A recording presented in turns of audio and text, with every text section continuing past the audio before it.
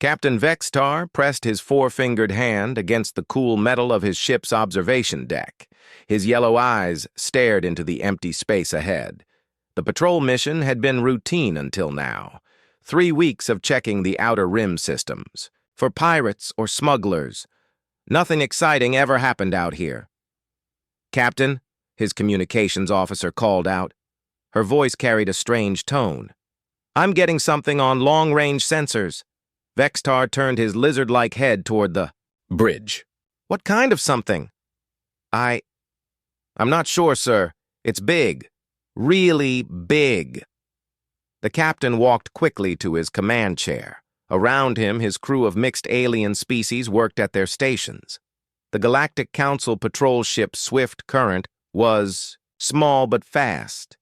It carried representatives from 6 different species, all working together to keep peace in this quiet sector. "Put it on screen," Vextar ordered. The main display flickered to life. At first, there was nothing but stars. Then the sensor operator, a blue-skinned Zelani named Corvash, pointed at a dark spot. "There, sir. Computer says it's artificial." "Magnify." The image grew larger. What appeared was impossible. A ship so massive that it blocked out the stars behind it. The hull stretched beyond the edges of their screen. Dark metal surfaces covered in strange patterns and lights. Towers and structures jutted out from the main body like a floating city. "By the void," whispered Engineer Holmes, a short, hairy creature from the mining worlds. "What is that thing?" Vextar felt his mouth go dry. In his 20 years with the Galactic Council, he had seen ships from every known species, massive Zenthurian battle cruisers, elegant Etherian science vessels, even the legendary Titan class, ships that protected the core worlds. This thing made them all look like toys. "Size estimate," he managed to say. Corvash worked at his console for several minutes. His blue face grew pale. "Captain, the computer keeps giving me error messages. Best guess, 40 kilometers long, maybe more." Silence fell over the bridge. 40 kilometers. The largest known ship in the galaxy was the Zenthurian flagship at 8 kilometers. This monster was 5 times that size.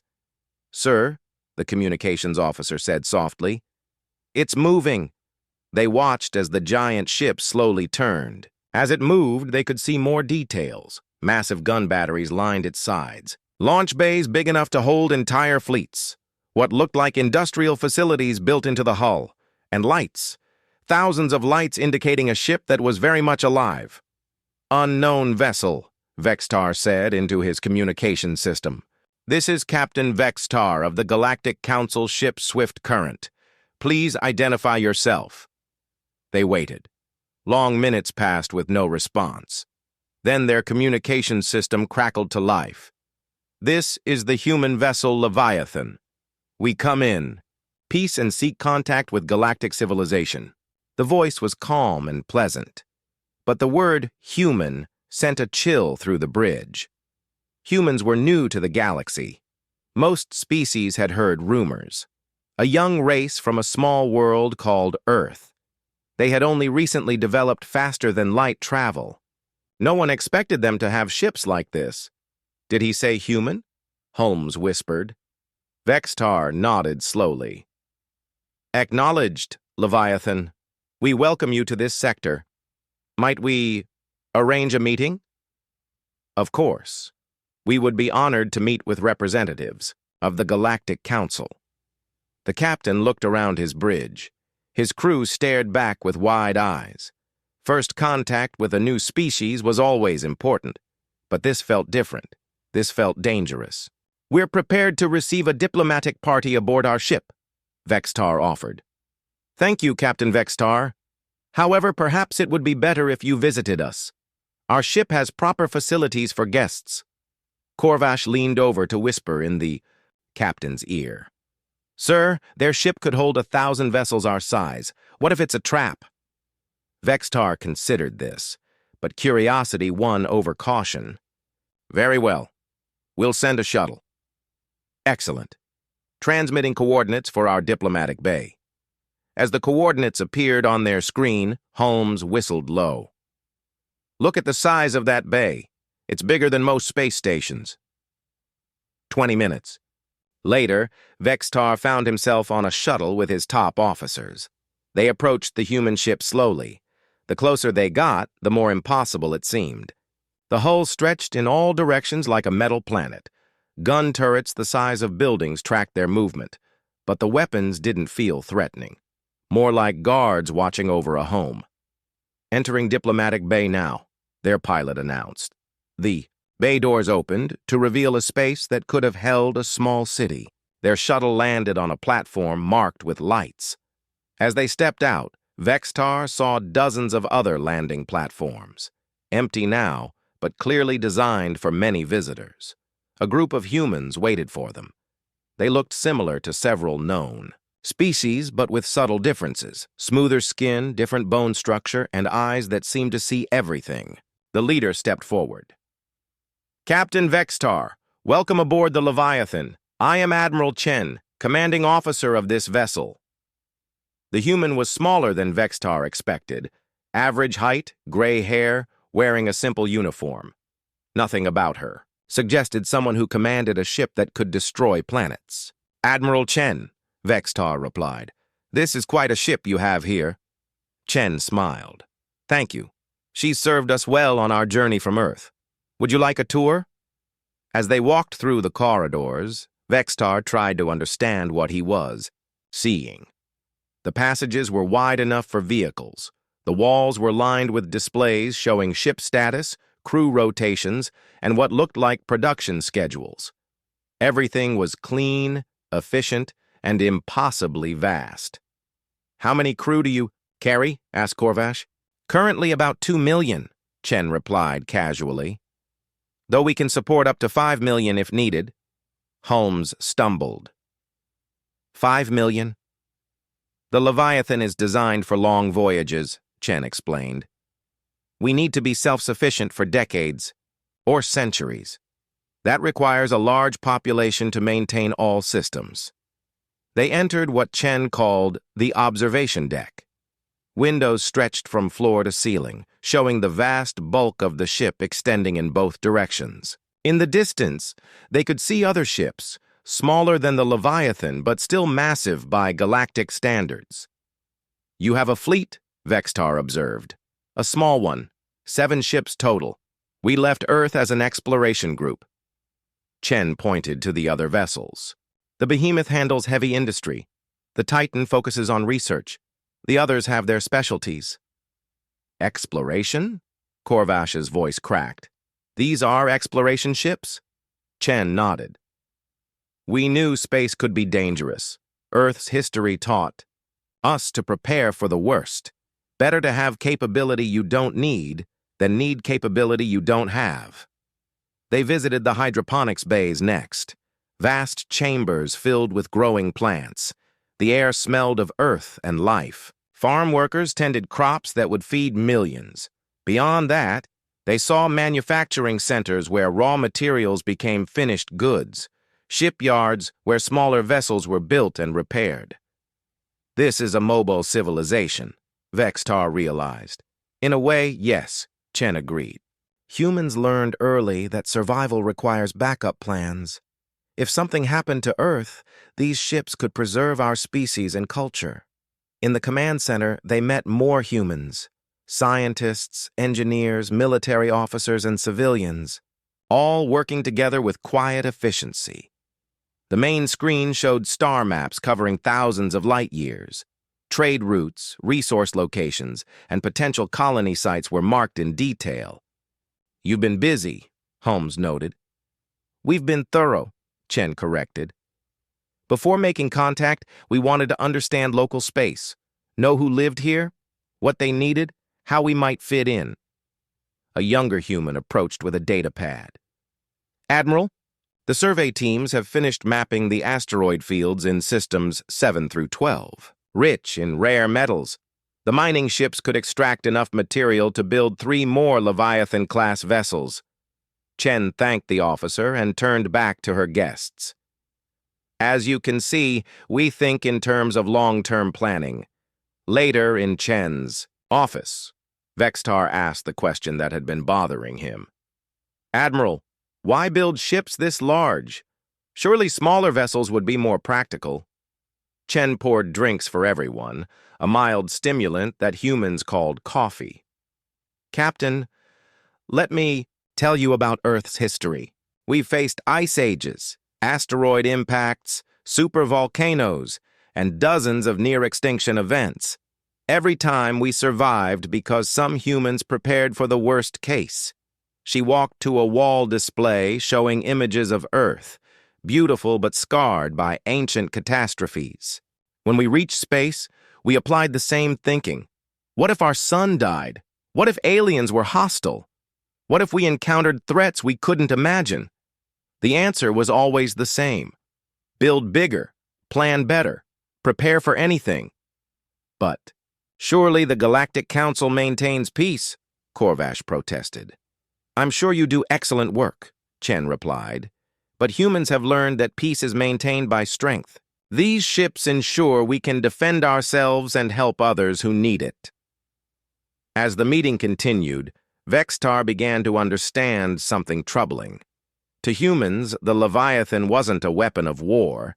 It was a tool for survival. They had built it, not to conquer, but to endure.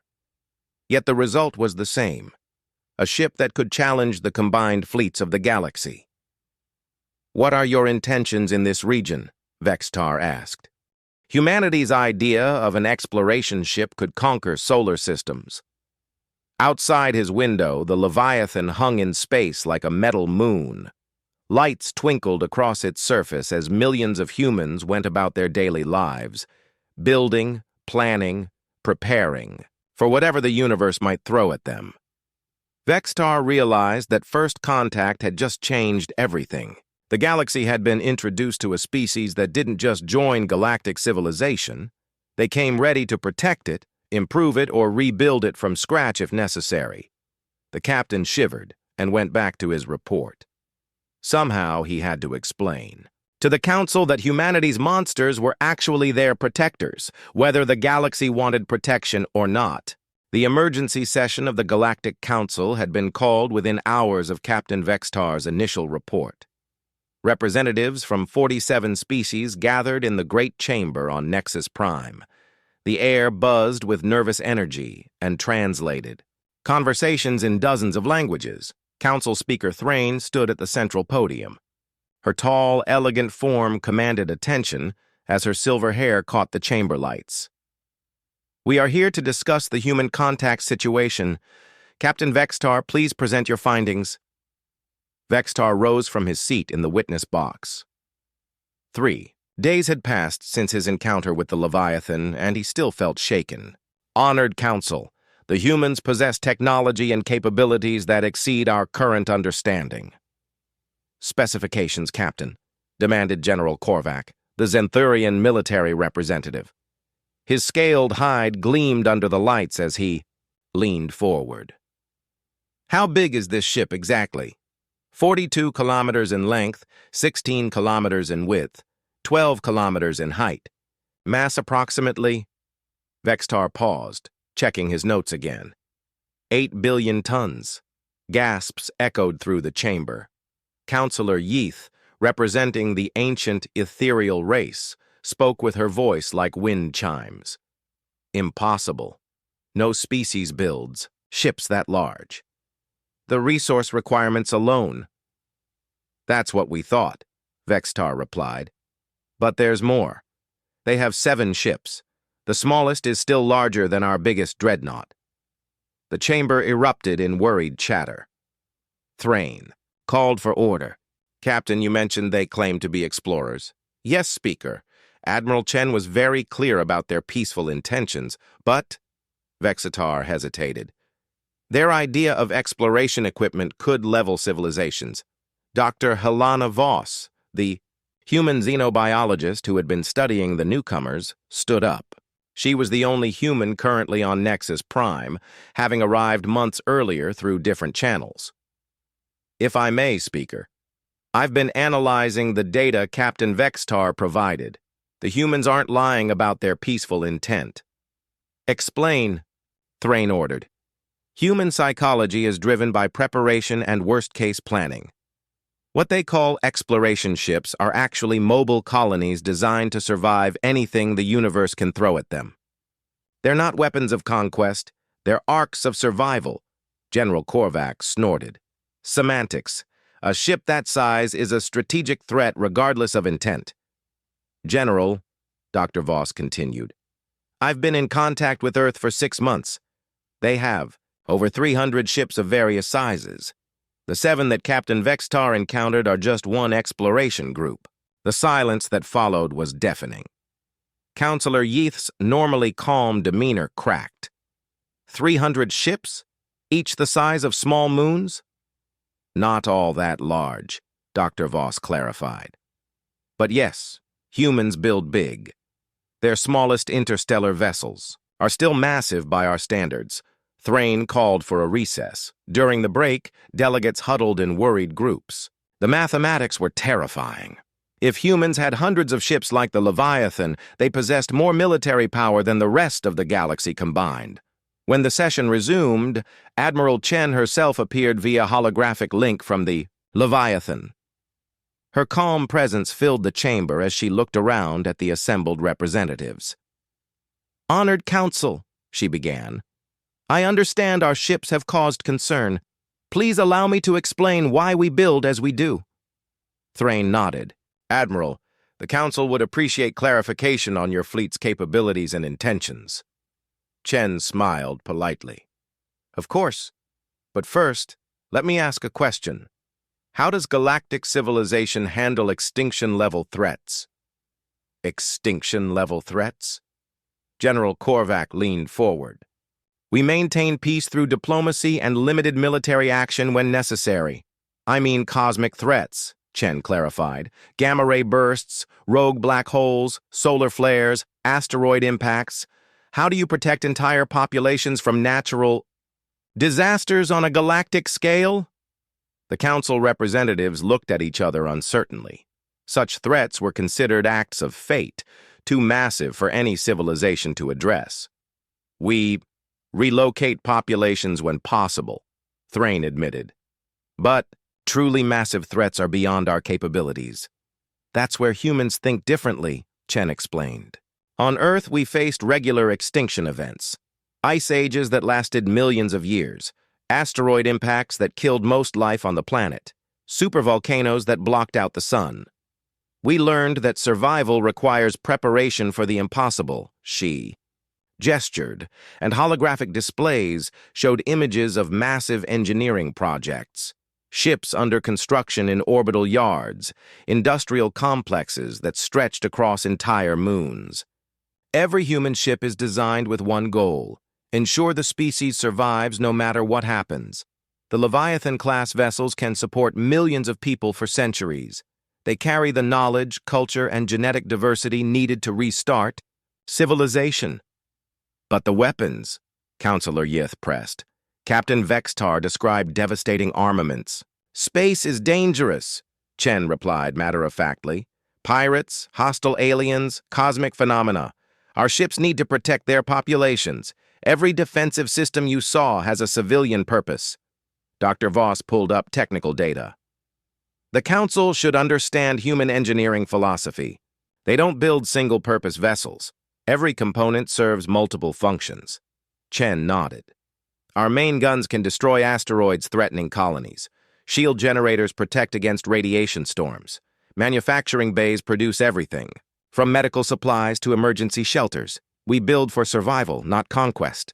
Yet the result is ships that could conquer the galaxy, General Korvac pointed out. Could, yes, Chen agreed, but won't. Conquest is inefficient. We prefer trade, cooperation, and mutual defense. Over the following hours, Chen answered hundreds of questions. She explained human history, philosophy, and engineering. The picture that emerged was both reassuring and terrifying. Humans truly seemed peaceful, but their idea of reasonable precautions would make them the dominant military power in the galaxy. Admiral, Thrain asked, What does humanity want from the galactic community? Partnership, Chen answered immediately. We have much to offer. Our ships can protect trade routes, assist with disasters, and help develop new worlds. In return, we'd like access to galactic markets, knowledge, and friendship. And if the Council refuses? Chen's expression didn't change. Then we'll continue on our way. The galaxy is large. We can find uninhabited systems to develop, but we'd prefer to work together. The implicit threat was clear without being stated. Humans didn't need the Council's permission to be here. They were offering cooperation, not asking for it. Counselor Zephyr of the Traders Guild raised a tentacle. Admiral, you mention offering protection. From what? Whatever might threaten galactic civilization, Chen replied. Pirates, hostile aliens, natural disasters. Humans are good at solving problems. But we have our own defense forces, General Korvac protested. Chen pulled up star charts showing recent pirate activity, trade route attacks, and unexplored regions with potential threats. Your forces do excellent work within known space. But what about the unknown regions? What about threats you haven't encountered yet? She highlighted areas beyond current galactic borders. Our long-range scouts have detected concerning activities in several sectors. Ancient automated systems still functioning. Signs of aggressive expansion by unknown species. Cosmic phenomena that could threaten entire star systems. The Council representatives studied the data with growing alarm. Human sensors apparently reached much further than anything they possessed. You've discovered threats we don't know about? Thrain asked. Potential threats, Chen corrected. Nothing immediate, but humans plan ahead. We're already developing countermeasures for problems that might emerge in decades or centuries. Dr. Voss added her analysis. This is typical human behavior. They identify every possible threat and prepare solutions in advance. What seems like paranoia to us is just good planning to them. Admiral, Counselor Yith asked, how many humans are there? Chen consulted her data. On Earth, about 12 billion. In space, another 8 billion across our various fleets and colonies. We're growing quickly. 20 billion humans, most living on ships that could challenge galactic fleets. The numbers were staggering. And your technology level? General Korvac asked. We're still learning, Chen replied modestly. Earth science focused on survival and engineering. We're excellent at building things that work under extreme conditions, but we'd love to learn from galactic knowledge in other fields. The questioning continued for hours. Chen answered everything patiently, providing data and technical specifications when requested. The picture of humanity that emerged was of a species that treated galactic-level challenges as everyday engineering problems. Admiral, Thrain finally asked, what would you consider a fair arrangement between humanity and the Council? Simple. Cooperation, Chen replied. We'll share our technology and capabilities. You share your knowledge and markets. When threats emerge, we work together to solve them. And if we disagree on how to handle a threat, then we'll discuss it like civilized people, Chen said. But ultimately, humans will do what we think is necessary to protect ourselves and our friends. After Chen disconnected, the Council chamber buzzed with debate. The humans were offering to become the galaxy's protectors, but protection implied control. How do you say no to someone offering help when they have the power to help themselves to whatever they want? They're not asking permission, Thrain observed to her advisors during another break. They're informing us of their intentions. Because they don't need permission, Dr. Voss replied. A single human exploration group has more firepower than all Council forces combined. They're being polite because they want to be, not because they have to be. The final vote was closer than anyone expected. In the end, the Council officially welcomed humanity as a new member species with full rights and privileges. The alternative, treating them as a threat, was simply too dangerous. As the delegates filed out, General Korvac approached Thrain. Speaker, We just voted to let someone else become the strongest military power in the galaxy.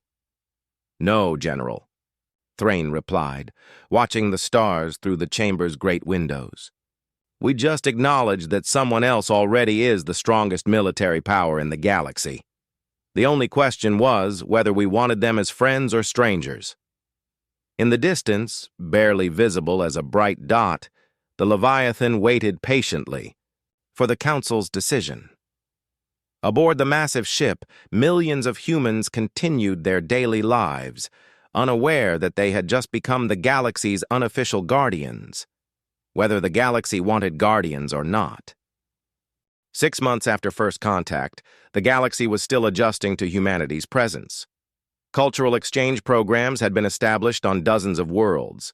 Human technology slowly filtered into galactic markets. Trade agreements were signed. On the surface, everything seemed normal, but underneath, everyone knew things had changed forever. Dr. Kaylin Morose, the Council's chief xenopsychologist, sat in her office reviewing the latest reports from human-inhabited systems. As a Vailthani with silver skin and large, dark eyes, she was naturally empathic. This gift helped her understand alien psychology.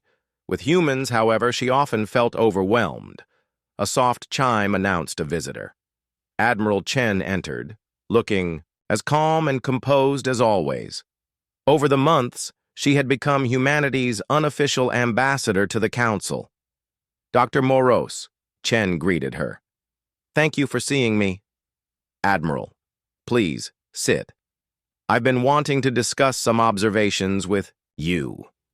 Chen settled into the specially designed chair that accommodated human anatomy. What can I help clarify? Kellen pulled up holographic displays showing data from human settlements. Admiral, I'm trying to understand something. Every species has limits. Resource constraints, technological barriers, population pressures, but humans seem to ignore these limits. We work around them, Chen corrected gently. But how? Kellen gestured at the data. This colony on Xerion Prime. The planet has no atmosphere and constant radiation storms. No species could survive there, yet humans have built a thriving city. Xerion offers excellent mining opportunities, Chen explained. The radiation is manageable with proper shielding. We've created an artificial atmosphere using atmospheric processors.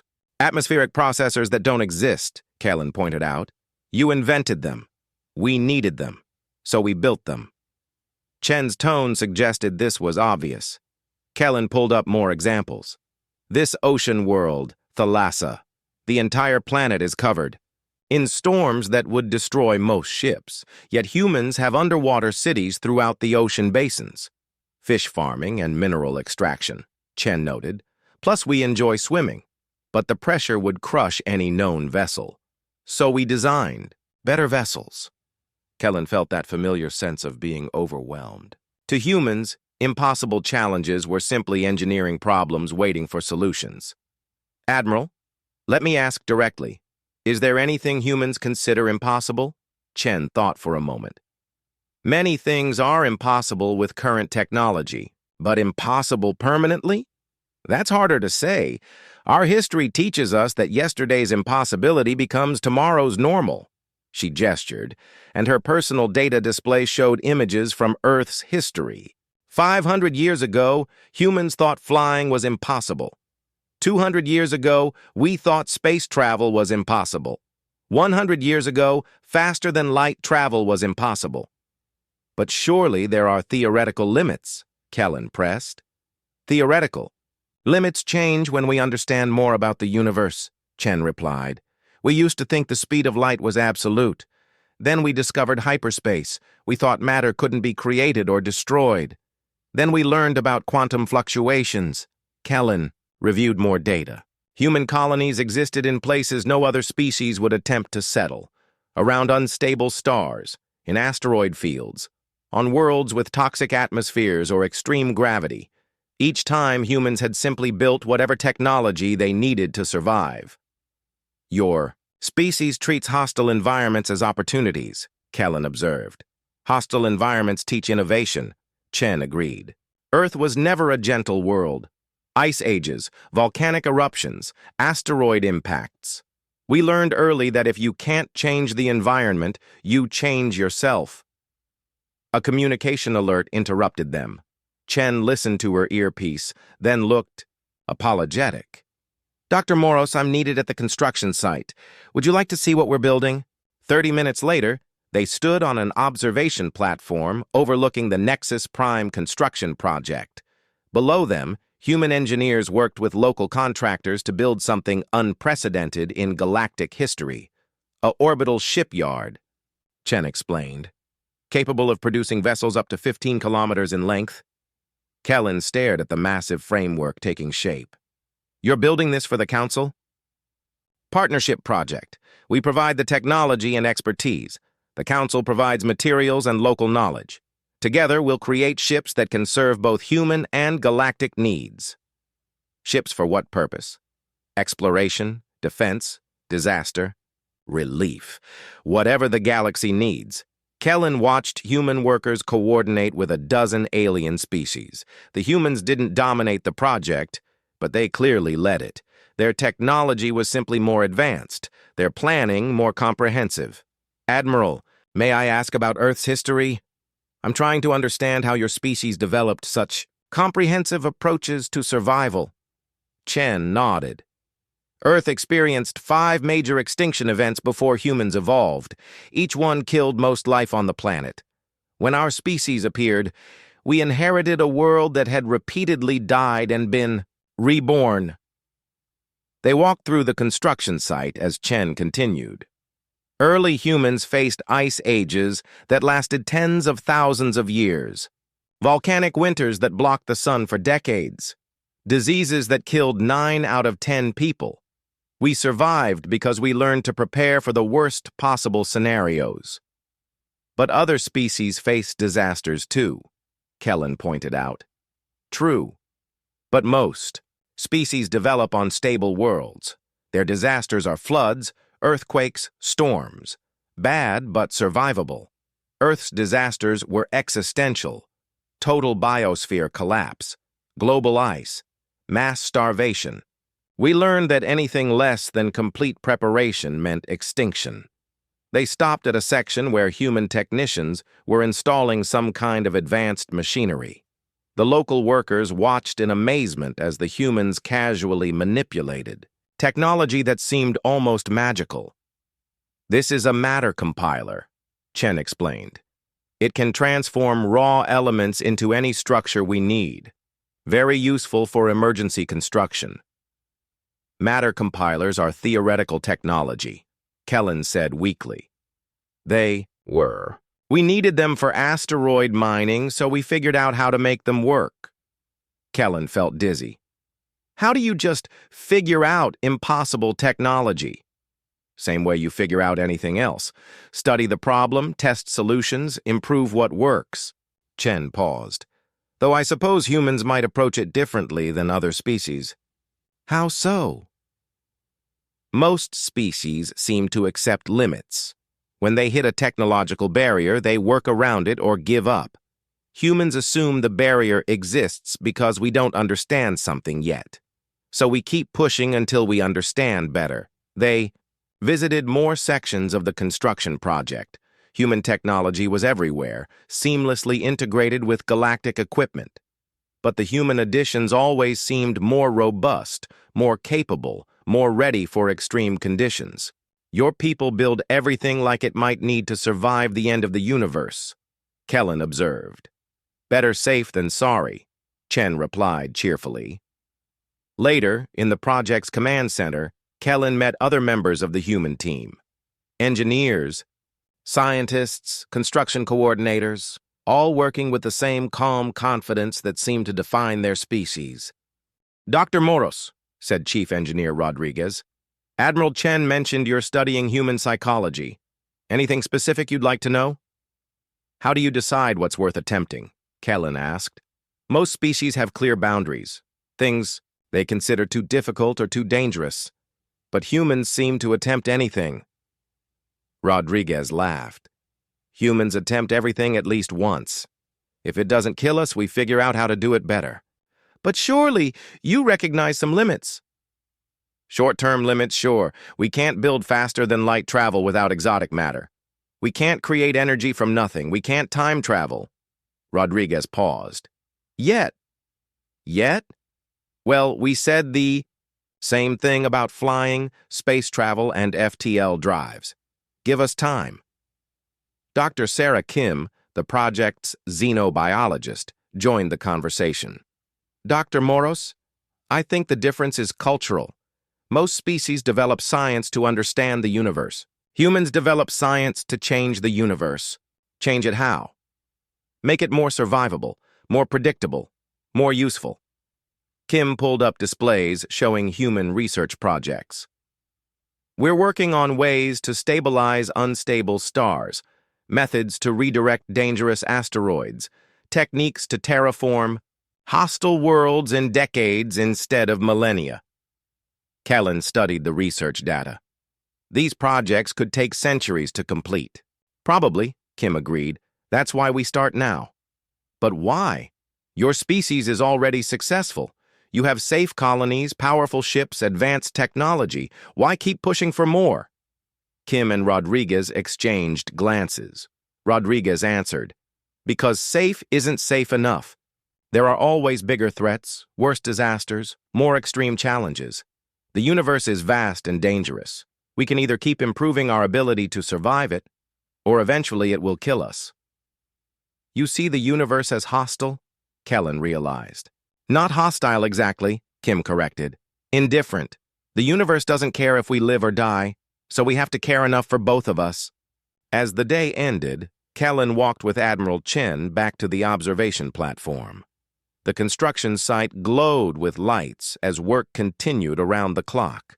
Human crews worked alongside dozens of alien species, sharing knowledge and techniques.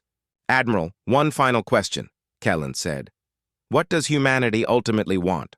What's the end goal of all this preparation and expansion?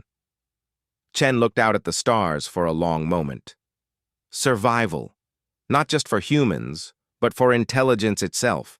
The universe is 14 billion years old. Complex life has existed for maybe 4 billion years, but it's fragile. A gamma ray burst, a rogue black hole, a cosmic disaster we haven't imagined yet could end everything. So, you're preparing for cosmic disasters? We're preparing for anything. If intelligence is going to survive the lifetime of the universe, it needs to be ready for challenges we can't even imagine yet. Someone has to take the long view. Kellen felt a chill. You see yourselves as guardians of galactic civilization. We see ourselves as backup plans, Chen corrected. If other species can handle whatever comes, great. But if they can't, we want to be ready to help. And if we don't want help, Chen's expression remained pleasant. Then we'll respect your choice, but we'll still be ready just in case. As they parted ways, Kellen understood something that both impressed and terrified her. Humans hadn't joined galactic civilization. They had appointed themselves its guardians. Not out of arrogance or desire for control, but out of a deep conviction that someone needed to prepare for the worst possible scenarios. Whether the galaxy wanted that protection or not, humanity was determined to provide it.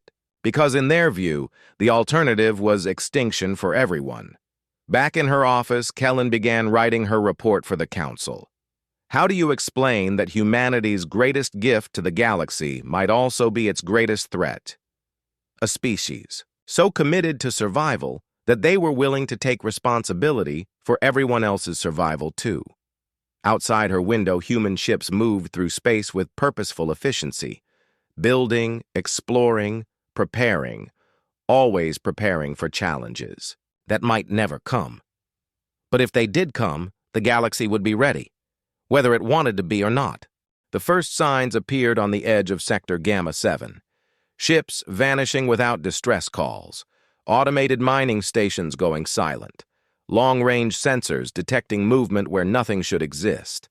Within weeks, the pattern became clear and terrifying. The Devourers had returned. Council Speaker Thrain stood before the emergency assembly, her usually composed features tight with worry. The great chamber buzzed with fearful whispers in dozens of languages.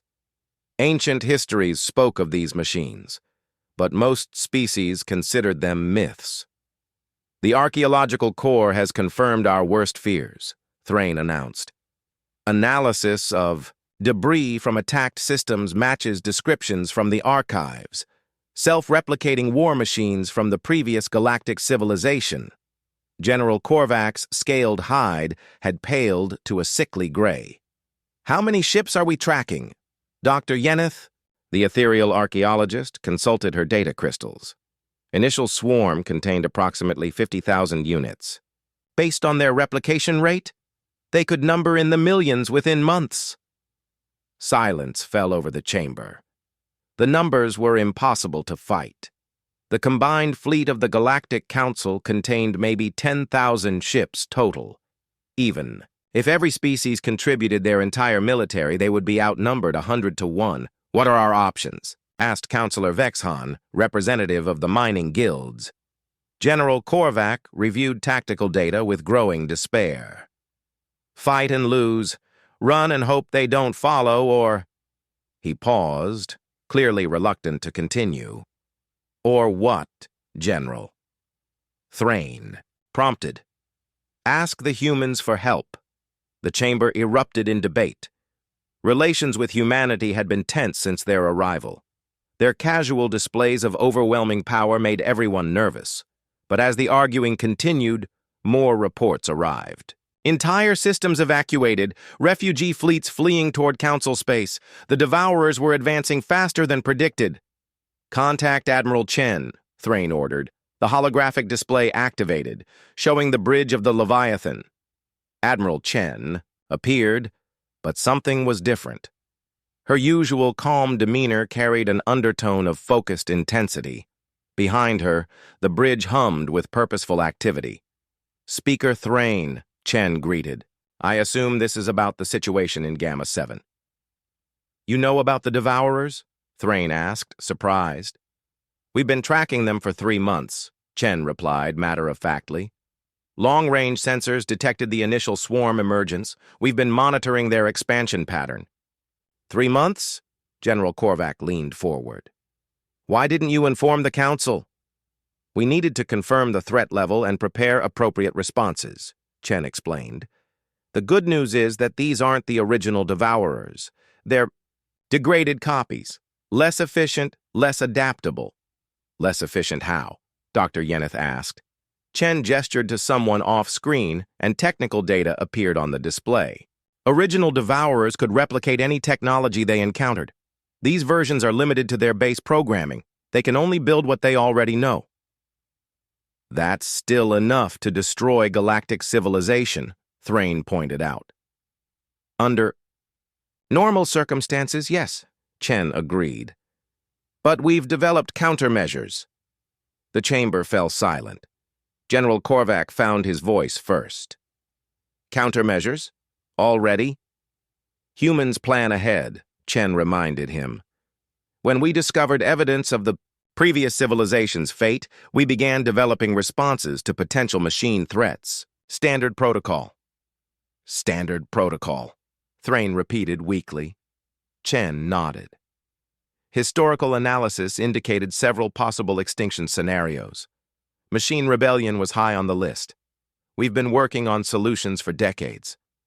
Another voice spoke from the Leviathan's bridge. Admiral, the fleet is ready for deployment. Chen turned back to the Council. Speaker Thrain, the Galactic Council has 3 options. First, evacuate threatened systems and hope the Devourers lose interest. Second, attempt a conventional military response. Third, allow humanity to handle the situation. What would handling the situation involve? Thrain asked. Complete elimination of the Devourer threat using specialized anti-machine warfare protocols. General Korvac studied the tactical displays. Admiral, our combined fleets would be outnumbered 100 to 1. What makes you think human forces can succeed where we would fail? Chen's expression remained neutral. Different approach to the problem. Before anyone could ask for clarification, alerts began sounding throughout the chamber. A council aide rushed to Speaker Thrain with an urgent message crystal. "The Devourers have accelerated their advance," Thrain announced. "They've entered the Kepler cluster. 12 inhabited systems are directly threatened." "That's impossible," Dr. Yeneth protested. "They were 3 sectors away yesterday." Chen consulted her data. "They've learned to use captured ships as mobile replication platforms. Exponential growth.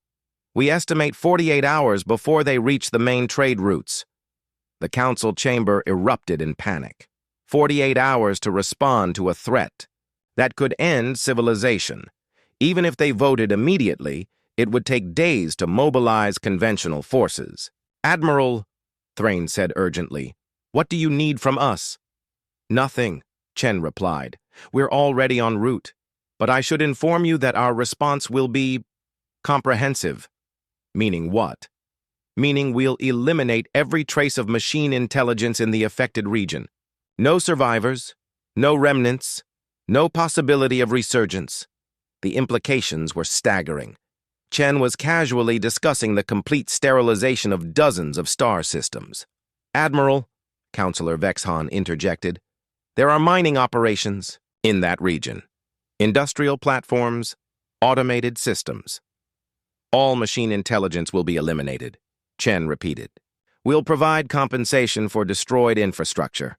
General Korvac pulled up fleet deployment data. "Admiral, how many ships are you committing to this operation?" "The 7th Fleet. Roughly 300 vessels.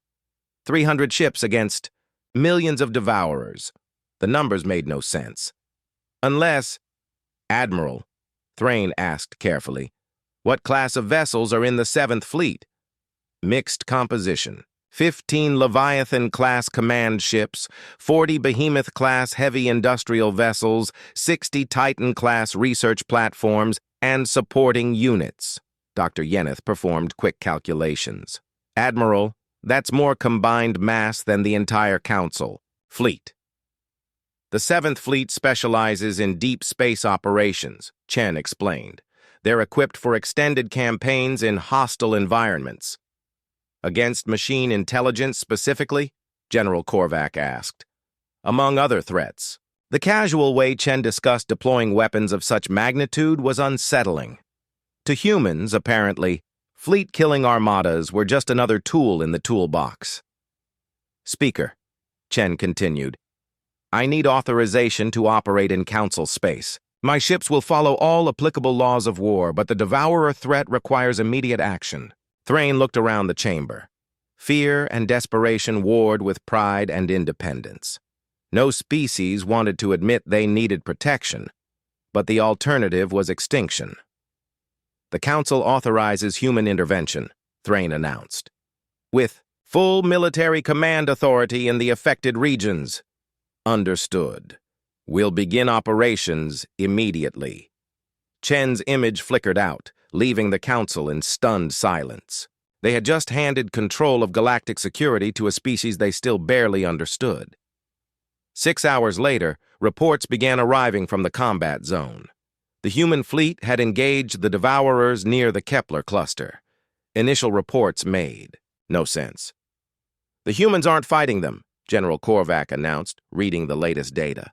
"They're talking to them?" "Talking?" Thrain asked. "Broadcasting on machine frequencies, some kind of code transmission." Dr. Yeneth reviewed the technical analysis. "It appears to be a computer virus, extremely sophisticated. It's rewriting the Devourer's base programming." "Rewriting it how?" "Changing their replication targets. Instead of building more war machines, they're building something else." The something else became clear over the following hours. Across the affected systems, Devourers began constructing elaborate structures. Not weapons or ships, but massive computational arrays and industrial platforms. "They're building infrastructure," Dr. Yeneth reported in amazement. "Mining facilities, manufacturing centers, research stations. The virus has turned them into construction workers." General Korvac studied the tactical displays with growing confusion. "But where are the human ships?" I don't see any combat activity. The answer came 12 hours later when Admiral Chen contacted the Council again. She appeared relaxed, almost bored. Speaker Thrain, the Devourer threat has been neutralized. All machine units in the affected region are now operating under human control. Under human control? Thrain repeated. We've reprogrammed them to serve galactic civilization. They're currently building industrial infrastructure that should benefit local economies. You turned weapons of mass destruction into construction equipment? Waste not, want not, Chen replied with a slight smile. Those machines represent trillions of credits worth of rare materials and advanced technology. Destroying them would be inefficient. General Korvac found his voice. Admiral, how did you develop countermeasures so quickly? We didn't develop them quickly. We've had anti-machine warfare protocols for 40 years. This was just the first time we needed to use them. 40 years, Thrain said weakly. You've been preparing for this specific threat for 40 years. Among others, human strategic planning covers thousands of potential extinction scenarios. Machine rebellion, alien invasion, cosmic disasters, reality breakdown, hostile AI, time paradoxes. Time paradoxes? Dr. Yeneth interrupted. Theoretical risk. But we have contingency plans just in case. The council chamber sat in stunned silence. Humanity had just casually solved a crisis that threatened to end galactic civilization. With technology they had developed decades ago as one item on a very long list of things to worry about. Admiral, Thrain asked, what other threats have you prepared for? Chen consulted a datapad. Do you want the full list? It's quite extensive. Give us an overview. Extra-dimensional invasion, reality manipulation, temporal warfare, universe-ending cosmic events, hostile godlike entities, matter breakdown, quantum decoherence. Chen paused. Should I continue? Hostile godlike entities? General Korvac's voice cracked. Purely theoretical. But if something claiming divine power shows up and starts making demands, we'll be ready. Thrain realized that humanity's casual approach to impossible threats was both the galaxy's greatest blessing and its most terrifying reality. They had turned species-ending disasters into engineering problems to be solved. Admiral, on behalf of the Galactic Council, thank you. How can we repay this debt? No debt necessary, Chen replied. Protecting galactic civilization benefits everyone. But if you want to help, we could use more detailed star charts for the outer regions. Our deep space scouts have detected some, concerning anomalies. Concerning how? Signs of activity from several unknown civilizations, possibly hostile. We're developing appropriate responses, but better intelligence would be helpful. More threats. More challenges that humans were already preparing to meet. Thrain wondered if there was any crisis that wouldn't prompt Chen to respond with calm competence and prepared solutions. We'll provide whatever intelligence data you need, Thrain promised. Excellent. Oh, and Speaker, you might want to upgrade your early warning systems. The Devourers were just scouts for something much larger. We estimate 3 to 5 years, before the main threat emerges. The connection ended, leaving the council in horrified silence. The Devourers had been scouts. The crisis that nearly destroyed galactic civilization was just a preview. But somewhere in deep space, human fleets were already moving to meet the real threat, prepared, confident, and utterly determined to ensure that galactic civilization survived whatever the universe threw at it, whether the galaxy understood that protection or not. 2 years had passed since the Devourer incident. The galaxy had settled into an uneasy new normal. Human ships patrolled the outer regions. Trade flowed more freely under their protection. Pirates had largely disappeared after several encounters, with human merchant escorts that were larger than most battle fleets. But everyone knew this peace was temporary. The main Devourer fleet was coming. Long-range sensors detected it moving through deep space like a mechanical plague. Billions of ships, each one capable of replicating itself. When they arrived, they would sweep across the galaxy, consuming everything in their path, unless humanity stopped them. Council Speaker Thrain stood in the observation deck of Nexus Prime's defense station, watching human preparations.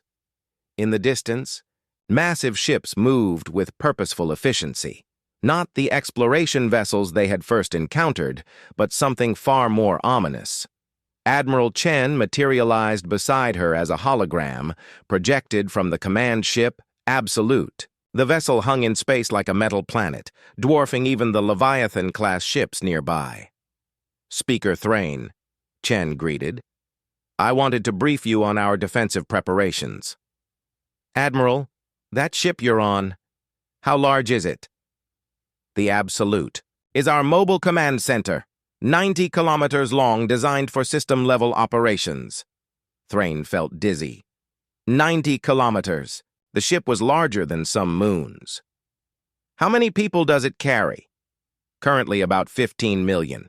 Full capacity is 50 million if needed." 50 million people on one ship? The Absolute isn't just a ship, it's a mobile civilization. If the worst happens, it can preserve human culture and knowledge indefinitely. Through the observation windows, Thrain could see dozens of other massive vessels. Each one was a nightmare of destructive potential disguised as industrial efficiency. "Admiral, how many ships do you have?" "For this operation, roughly 8,000 vessels of various classes, 8,000 ships. The Council's entire fleet numbered fewer than 12,000, and most of those were light patrol craft. Humanity had committed nearly a full galactic fleet to one battle." "That seems excessive for fighting machines," Thrain observed. "The Devourers are just the opening act," Chen replied calmly. "Our intelligence suggests they're scouts for something much worse." "Worse how?" "The previous galactic civilization didn't fall to random machine rebellion. They were conquered by an intelligence that uses automated fleets as tools. We call them the Architects." Thrain felt cold. "You know what destroyed the previous civilization?" "We've been investigating for months. Ancient ruins, data fragments, survivor testimonies. The picture is becoming clear." Chen gestured, and holographic displays showed archaeological data. Ancient weapons tests, massive construction projects, signs of desperate preparation for some ultimate threat. The Architects exist outside normal space-time. They periodically emerge to harvest advanced civilizations. The Devourers are their collection tools. Harvest civilizations for what? Resources, knowledge, technology. They strip away everything useful and leave dead worlds behind. Thrain studied the data with growing horror. "When do you estimate they'll arrive?" "They're already here." The words hit like a physical blow. "What?" "Our deep space monitoring arrays detected dimensional rifts opening throughout the galaxy. The Architects have been observing us for weeks, gathering intelligence before their main assault." "Then why? Haven't they attacked?" Chen smiled grimly. "Because they're trying to understand what humans are. We don't fit their models." Outside the windows, more human ships continued arriving. Massive industrial vessels, sleek research platforms, and angular warships that looked like they could crack planets. "Admiral, what makes humans different from previous civilizations?" "Most species develop technology to improve their lives, make things easier, more comfortable, more efficient. The Architects understand this mindset. They can predict how such civilizations will respond to threats." Chen paused, watching her ships maneuver through space with mechanical precision. "Humans develop technology to survive the impossible. We build for scenarios that haven't happened yet, threats we haven't encountered, challenges we can't imagine. The Architects have never faced a species that treats galactic extinction as a routine engineering problem. So they're hesitating? They're analyzing, trying to determine our capabilities before committing to full invasion. Unfortunately for them, they've given us time to prepare." A communication alert interrupted them. Chen listened to her earpiece, then nodded with satisfaction. Speaker, the outer perimeter is reporting contact. The Devourer fleet has entered our sensor range. How many ships? Current count is 14 billion individual units. 14 billion ships. The number was incomprehensible. Even if each council vessel could destroy 1,000 Devourers, they would still be overwhelmed. Admiral, how do you fight 14 billion ships? Efficiently, Chen replied. Would you like to observe the engagement? Minutes later, Thrain found herself in the Absolute's command center. The space was vast enough to hold a small city. Thousands of human officers worked at stations arranged in perfect geometric patterns. Holographic displays showed the approaching Devourer swarm as a cloud of red dots stretching across multiple star systems. Tactical assessment, Chen ordered. A younger officer responded immediately. Standard Devourer configuration, replication, ships, resource gatherers, and combat units. No adaptation to human countermeasures detected. Expected, Chen noted. They're still using original programming. Weapons free. What followed was unlike any battle Thrain had ever witnessed. The human fleet didn't charge into combat or fire massive volleys of weapons. Instead, they released clouds of tiny objects that spread through space like silver dust. Nanoscale intervention units, Chen explained as Thrain watched in confusion. They'll rewrite the Devourer's base code at the molecular level. You're using nanotechnology? Among other approaches. The silver clouds reached the Devourer swarm and seemed to disappear. For several minutes, nothing visible happened. Then the red dots on the tactical display began changing color. First a few dozen, then hundreds, then thousands. Conversion rate is exceeding projections, an officer reported. Estimate 90% success rate within 6 hours. What's happening to them? Thrain asked. We're reprogramming them to serve galactic civilization. The converted units will help rebuild systems damaged by the original invasion. Thrain watched 14 billion war machines transform into construction equipment. The process was so smooth, so effortless, that it seemed almost casual. Admiral, this seems too easy. It is too easy, Chen agreed. The Devourers are expendable. The real threat is still coming. As if summoned by her words, new contacts appeared on the displays. Massive rifts tore open in space-time itself. Through them came ships that hurt, to look at directly. Geometric impossibilities that violated physics and twisted reality around them. Architect fleet emerging, an officer announced. Count is uncertain. They're existing in multiple dimensions simultaneously. The Architect. Ships were nightmares of advanced technology. They phased in and out of normal space, appeared in multiple locations at once, and radiated energy signatures that made nearby stars flicker. Now we see their true capabilities, Chen observed with professional interest. Can you fight those? Thrain asked. We're about to find out. The human fleet began to transform. Ships that had looked like mobile cities suddenly bristled with weapons that bent light around them. Energy fields expanded between vessels, creating geometric patterns that seemed to anchor reality itself. Initiating dimensional stabilization, an officer reported. Reality anchors are holding the local space-time matrix stable. You can stabilize reality? Thrain asked weakly. Standard procedure when fighting transdimensional entities, Chen replied. Can't have them shifting between dimensions mid-battle. The Architect ships seemed surprised to find themselves locked into normal space. They responded by firing weapons, that unmade matter at the quantum level. Beams of pure entropy that should have erased anything they touched. The human ships absorbed the attacks without visible damage. How? Thrain breathed. Entropy reversal fields, Chen explained casually. We developed them for fighting thermodynamic weapons. Very useful technology. The battle escalated quickly. Architect ships began deploying reality-warping devices that changed the laws of physics in localized areas. Gravity reversed. time flowed backward, matter spontaneously transformed into energy. The human response was methodical and overwhelming. They deployed weapons that Thrain couldn't even comprehend. Probability manipulation devices that made enemy. Shots miss by changing the nature of chance itself. Causal disruptors that prevented attacks by ensuring they had never been fired. Conceptual erasers that removed the idea of enemy ships from reality. "How long have you been preparing for this?" Thrain asked in amazement. "Specifically for the architects? About 18 months? For trans-dimensional threats in general? Roughly 60 years? 60 years of preparation for a threat that most species had never imagined. The scope of human planning was staggering. The architect fleet began to retreat. Ships that had casually violated physics fled back to their dimensional rifts. As they withdrew, they left behind automated messages in dozens of galactic languages.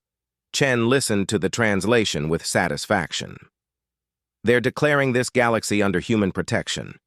Any further interference will result in what they call asymmetric retaliation." "They're afraid of you," Thrain realized. "They're being practical. The architects have harvested thousands of galaxies. They recognize when they've encountered a superior force."